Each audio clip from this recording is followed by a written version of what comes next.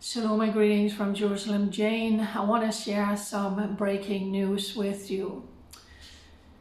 Many of the vile Hamas terrorists has been arrested inside Gaza, and as soon as they are arrested, many of them are singing like canaries.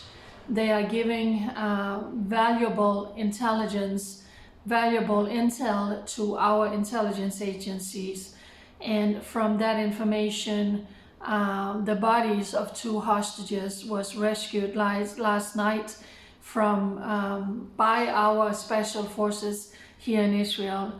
The remains were brought to the Forensic Institute in Israel, and they were identified as Judi, Lynn, Weinstein, and Haggai. I want to show you their photos. Look how cute they are. A beautiful couple, member of Kibbutz near the Gaza border. They were parents of 4 children and 7 grandchildren.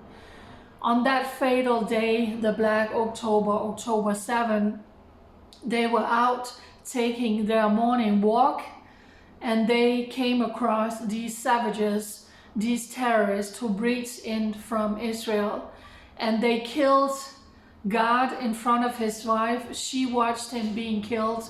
She was injured in her hand and in her face. She managed actually to communicate with some friends, telling them that they were terrorists, they were hiding in the fields, and her husband had been killed. She also managed to contact the Magen David Adom, the ambulance services here in Israel.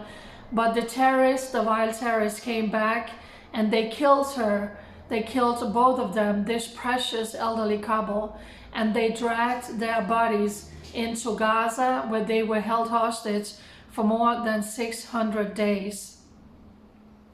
So they have now been brought back to Israel for burial. And you know, what were you doing on October 7, on that fateful Saturday morning? I remember that I had met with some Danish people and also some people from Holland in the week leading up. It was Sukkot, it was the holiday of Sukkot, but there was something in the atmosphere, there was something evil in the atmosphere. And I remember I told the Danish people, something is coming, something is coming, you can feel the tension. And I also remember I met a lady from Holland who recognized me at the street, and she says, Jerusalem Jane, I follow you on social media. And I said, wow, who are you, and welcome to Israel. And we were just talking a little bit, and she says, you know, I love to be here. And I said, but can you feel there's something? And she says, yeah. And little did we know that this brutal assault was coming on that fateful Saturday morning on Simchat Torah, after we had celebrating that beautiful festival of Sukkot. And all of these nearly 5,000 terrorists armed to the teeth breached into Israel, carried out a genocide, murdered more than 1,200 people, kidnapping 250, dragging them into the dungeons in Gaza, including this beautiful couple.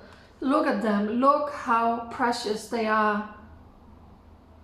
They were doing nothing except being Jewish, living in their God-given homeland. I actually put on this specific t-shirts today with the hearts, and so you can see my Staff David, and with the hearts, because it shows love. And that's what I see when I look at this precious couple.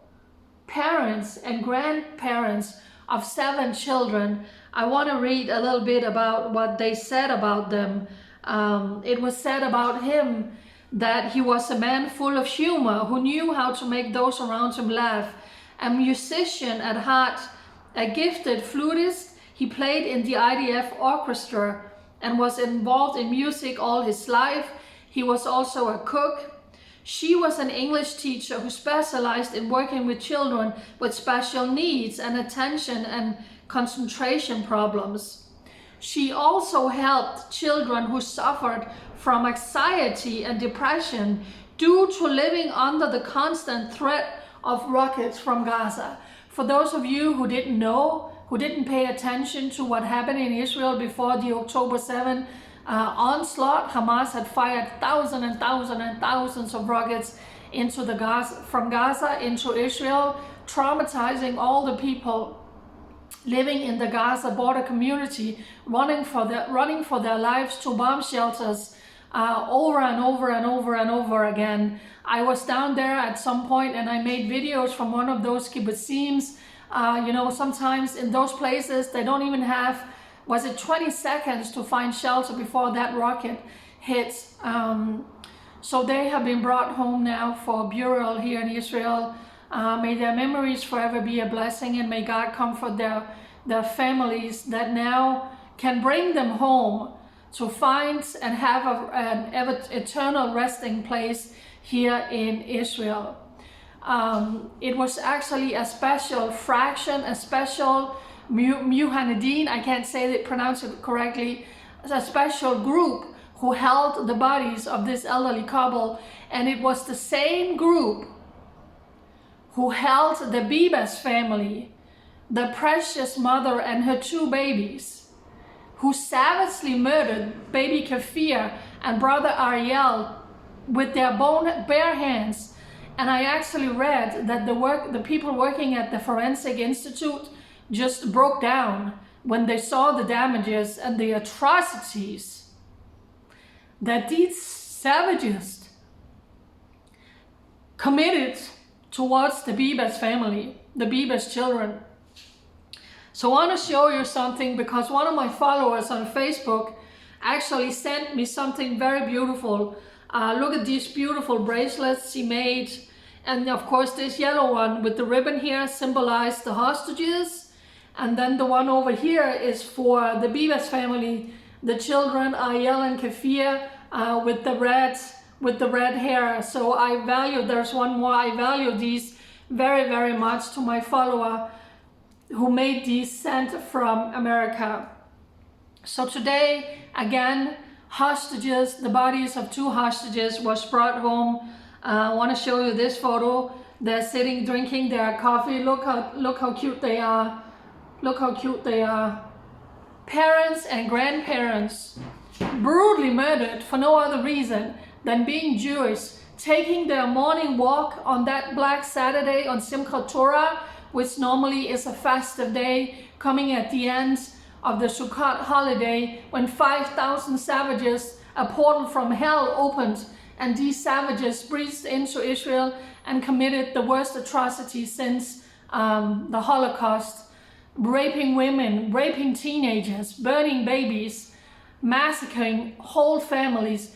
And still today, 50, now I think, is it 56 hostages who is now left, dead and alive hostages who is left inside Gaza, who the whole world should be screaming about coming home. The whole world should be pressuring Hamas.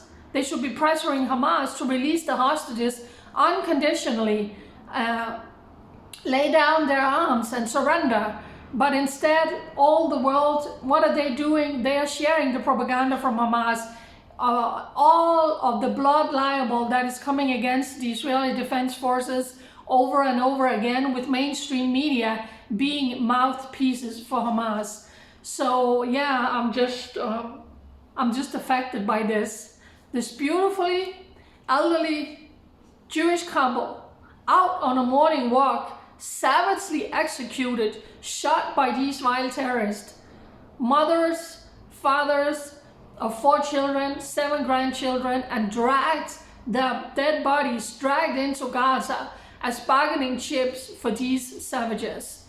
So may their memories forever be a blessing. May God comfort their families, and may the IDF crush every single of these vile terrorists inside Gaza, so the Jewish state can start living in peace and not have this constant threat on their doorstep. United, we stand with Israel. Bye.